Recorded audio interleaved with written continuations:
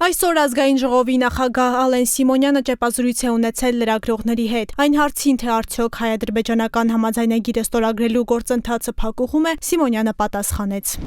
Չեմ կարծում, որ փակուղ է եւ չեմ կարծում, որ ձեր գնահատականները ճիշտ են։ Երևի թե մի փոքր անսպասելի էր ադրբեջանական կողմի համար մեր կողմից առաջարկը ստորագրելու եւ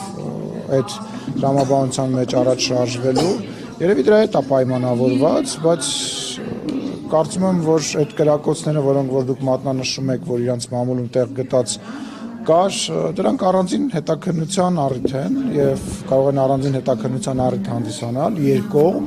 Հայ-ռուսական հարաբերությունների մասին խոսելիս Սիմոնյանը չի բացառել խնդիրները, ավելացնելով դրանց վերացման նպատակով քայլեր են ձեռնարկվում։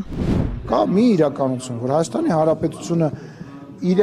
անկախությունը եւ ինքնիշխանությունը պաշտպանում է,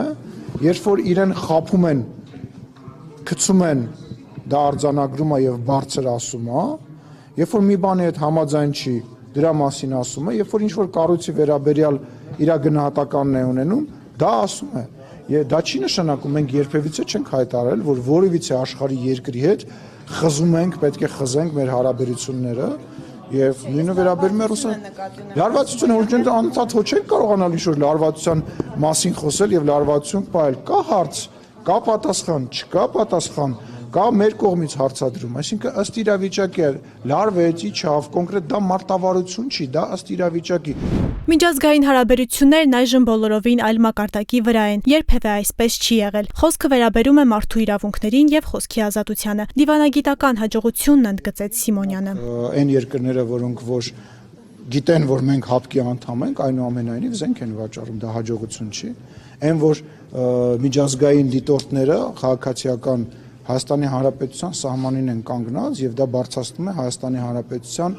անվտանգային մակարդակը։ Այն որ Հայաստանի Հանրապետության ձայնը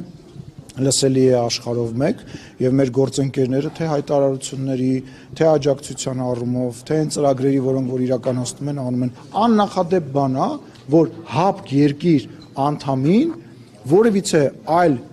երկիր, որը որ ՀԱՊԿ-ից դուրս է, ասենք մի հատիկ փամփուշտ վաճառի կամ մի հատիկ փամփուշտ փոխածի։ Ճեպազրույցում ազգային ժողովի նախագահը խոսել է նաև առաջին կապիտուլյացիայի, Հռոմի ստատուտի եւ Ադրբեջանի հետ խաղաղության եզրեր գտնելու մասին։